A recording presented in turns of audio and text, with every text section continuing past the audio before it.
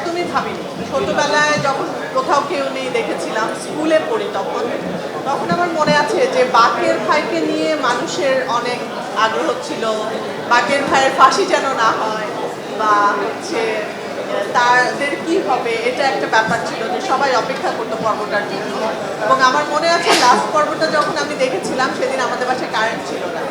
আমরা আরেক বাসায় ফোন করে, ল্যান্ড ফোনে ফোন করে মানে সাউন্ড শুনছিলাম, ডায়লগগুলো শুনছিলাম, এরকম একটা ব্যাপার ছিল আমার মধ্যে।